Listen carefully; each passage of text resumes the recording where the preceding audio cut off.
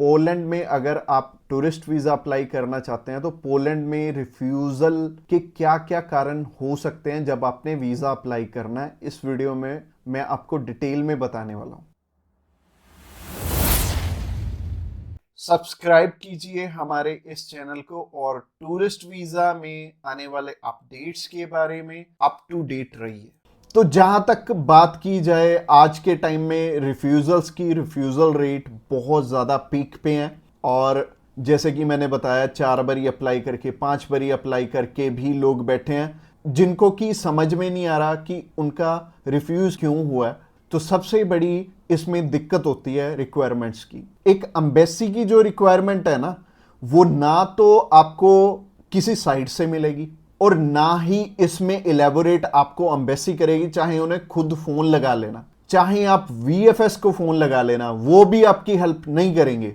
और तीसरी चीज आती है यहाँ पे कंसल्टेंट्स। बहुत सारे कंसल्टेंट्स आप बहुत कुछ जानते होते हैं, वो आपको इसलिए नहीं बताते क्योंकि उस काम को करने में हो सकता है 2 मंथ या 3 मंथ या फिर 6 मंथ का टाइम जाए। तो मेनली बात यही है कि जब भी हमने टूरिस्ट वीज़ा अप्लाई करना है, हम ध्यान से देख लें कि हमारी रिक्वायरमेंट पूरी हो रही है और किसी अच्छे कंसल्टेंट के थ्रू ही अप्लाई करना। मैं तो एक चीज़ बोलता हूं कि बड़े नाम के पीछे तो कभी मत जाना। देखो अभी कोई बड़ा नाम है तो उन्हें कोई फर्क नहीं पड़ता कि आपका वीज़ा आए चाहे आपका रिफ्यूज़ हो।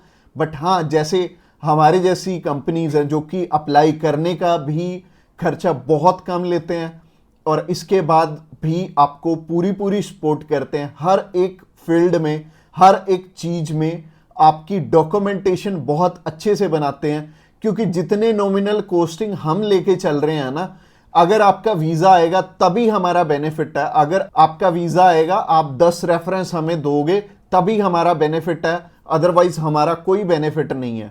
जो पर्सन आपसे ऑलरेडी 25,000 50,000 रुपए एडवांस में ले रहा है, उन्हें आपकी प्रोफाइल से कोई मतलब नहीं है। अच्छा, दूसरी तरह के कंसल्टेंट ये हैं कि जो हायर साइड पे 20-25 हजार रुपए आपसे पहले भी लेते हैं और 10 लाख रुपए बाद में भी लेंगे। उन्हें भी आपकी प्रोफाइल से बहुत हद तक कोई मतलब नहीं है क्योंकि उन्होंने आपसे एडवांस ले लिया है और उन्हें यह फर्क नहीं पड़ता कि आपका वीजा आए या ना आए। वो अगर 10 केस अप्लाई करेंगे तो उसमें से एक वीजा तो वैसे ही आ जाता है, तो उनके 10 लाख रुपए तो वैसे ही बन गए। तो उन्होंने आपकी टेंशन क्यों लेनी है? तो सिंपल सी बात है, मैंने आपको अपना मोटिव बता दिया है कि हम रिक्वायरमेंट आपकी अच्छे से क्यों फुलफिल करवाते हैं जब भी आपने टूरिस्ट वीजा अप्लाई करना होता है। क्योंकि हमें आपसे बहुत कम पैसे मिलने हैं। अगर आपका वीजा नहीं आएगा, आपसे हमें रेफरेंस नहीं मिलेंगे, तो हमारा फायदा ही नहीं है इस काम में आने का। इसके अलावा पहला रीजन तो हो गया जो कि रिक्वायरमेंट के ऊपर है कि रिक्वायरमेंट अपनी बहुत अच्छे से समझ लेना और पूरी कर लेना, तभी वीजा अप्लाई करना। और दूसरा रीजन है कि आपके फाइनेंशियल डॉक्यूमेंट्स बहुत अच्छे से फुलफिल नहीं हुए होते। तो फाइनेंशियल डॉक्यूमेंट्स अगर अच्छे से पूरे नहीं होंगे तो एम्बेसी आपको वीजा, आप ही बताइए, कैसे देगी? उन्हें एक प्रॉपर प्रोफाइल चाहिए, उन्हें ऐसी प्रोफाइल चाहिए कि स्टेप बाय स्टेप आपके सारे डॉक्यूमेंट्स आपस में मैच कर रहे होने चाहिए। जैसे कि आपका जो ऑक्यूपेशन है, वहां से आपकी कितनी मंथली इनकम आ रही है और क्या वो उसी प्रोफेशन से इनकम आ रही है आपकी, और आपके फाइनेंशियल्स आपस में मैच कर रहे होने चाहिए, तभी आपका वीजा लगेगा। तो अगर आपको नहीं पता है कि आपके फाइनेंशियल मैच कर रहे हैं या नहीं कर रहे, तो आप क्या कर सकते हैं? आप अभी हमें कॉल कर सकते हैं, आप जान सकते हैं कि आपके फाइनेंशियल अच्छे से मीट कैसे होंगे। और कॉल तो आप इस वीडियो के एंड में ही हमें करना, क्योंकि आगे जो रीजन है वो भी बहुत स्ट्रॉन्ग रीजन है कि आपका वीजा इन इन कारणों से भी हो सकता है। प्रोफाइल का तो मैंने आपको बता दिया कि आप हमें कॉल कर लेना। इसके अलावा जो तीसरा सबसे बड़ा रीजन है वो है कि आपके यहां पे इंडिया में टाई स्ट्रॉन्ग ना होने, यानी कि इंडिया में आपका कोई ऐसा रीजन नहीं है कि आप वापस लौट के आओ। जैसे कि मैरिड है अगर कोई, तो उनकी वाइफ उनका रीजन बनती है वापस आने का, और अगर कोई अनमैरिड है उसको थोड़ी सी प्रॉब्लम ही आती है। बट इसका भी सोल्यूशन है कि आप बेटर है, अगर आप 20-21 साल के हो, 22 साल के हो, तो बाहर जाने के लिए मैरिज तो करोगे नहीं, तो कर क्या सकते हो, आप अपनी मम्मी या फिर अपने पापा में से किसी एक जने को अपने साथ में अप्लाई करवा लो। इससे क्या होगा कि अगर मम्मी आपके साथ जा रही हैं, आपका नहीं है वापस आने का स्ट्रॉन्ग रीजन, बट उनका बन गया, तो उनके चक्कर में आपका भी वीजा आ जाने वाला है। तो आप कर कह सकते हो या फिर मम्मी या फिर पापा को अपने साथ में अप्लाई करवा लो, तो ज्यादा अच्छा रहेगा, आपका भी टाई स्ट्रॉन्ग हो जाएगा।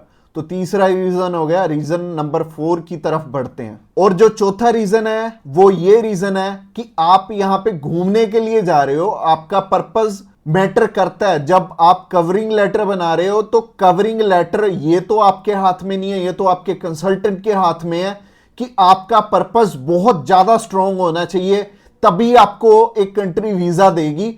और वीजा उन्हीं को मिलेगा, लाखों लोग अप्लाई करते हैं जिनका की एक पर्पस होगा, जिनका एक कारण होगा बाहर जाने का।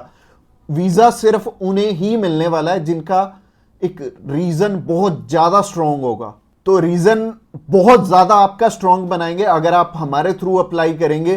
तो ये चौथा कारण था आपका वीजा रिफ्यूज होने का। और ये 4 कारण ही हैं जो सबसे बड़े रिफ्यूजल के आपके चांसेस बनते हैं। जिन कारणों के पीछे ये चारों चीजें अपनी ठीक कर लो, और जैसे मैंने पर्पस में बताया, पर्पस आपका बहुत ज्यादा स्ट्रांग हो जाएगा अगर आप हमारे थ्रू अप्लाई करेंगे। तो अगर आप हमारे थ्रू अप्लाई करना चाहते हैं, आप जानकारी लेना चाहते हैं कि आपके रिक्वायरमेंट पूरी है, क्या आपके फैमिली टाइज स्ट्रांग है, तो आप अभी हमें कॉल करके पता कर सकते हैं कि क्या आपकी रिक्वायरमेंट अच्छे से पूरी है, क्या आपके फाइनेंशियल डॉक्यूमेंट जो कि सबसे ज्यादा इंपॉर्टेंट है आपस में मैच कर रहे हैं। इसके अलावा जो तीसरा कारण था वो था आपके फैमिली टाइज कितने स्ट्रांग है। इसके अलावा चौथा कारण है कि आपका पर्पस हम कितना स्ट्रांगली लगाएंगे। इसके ऊपर आपका वीजा डिपेंड करेगा। और वीजा चाहे आप फर्स्ट टाइम अप्लाई कर रहे हो, चाहे ऑलरेडी आपके 1 रिफ्यूजल है, 2 है, 3 है, 4 है, जितनी मर्जी आपकी रिफ्यूजल्स हैं, मैटर नहीं करती। हमारे पास बहुत सारे लोग आते हैं। एक पर्सन का हमने अप्लाई करके दिया था और उनका टोटल 12 बार रिफ्यूज था, 13th टाइम उनका वीजा आया था। और मोस्टली लोग 1 बारी, 2 बारी, 3 बारी, तो बहुत सारे लोग रिफ्यूज होते हैं। कई लोग तो 4-4, 5-5, 6-6 बार रिफ्यूज होते हैं। इवन उन्हें ये नहीं पता लगता कि हम करें तो करें क्या। वीजा तो हमें लेना है, और लेना भी बिल्कुल सही मायने में है, एक्स्ट्रा पैसे देके नहीं लेना, एक बिल्कुल नॉमिनल चार्जेस में ही अप्लाई करवाना है किसी से। तो उस कारण में वो ट्रैवल हिस्ट्री वाली साइड भी जाते हैं। तो ट्रैवल हिस्ट्री वाली साइड मैं तो बिल्कुल नहीं बोलूँगा कि आपको ट्रैवल हिस्ट्री बनानी चाहिए, क्योंकि इस टाइम एयर टिकट्स ही इतनी महंगी हैं कि अगर आप एक कंट्री में भी ट्रैवल करते हैं तो आपका 70 से 80 हज़ार रुपये लग जाते हैं। इसके अलावा अगर आप 3-4 कंट्रीज में ट्रैवल कर लिए तो आपके 3-4 लाख रुपए खराब हो जाने वाले हैं। और जैसे कि मैंने आपको पर्पस वाली वीडियो में बताया था, 15 से 16 हज़ार रुपये में आप हमारे थ्रू अप्लाई कर लेंगे और आप कम से कम 3 लाख रुपए में अपना 20 बारी अप्लाई कर पाओगे। तो ट्रैवल हिस्ट्री पे बिल्कुल भी पैसे मत लगाना।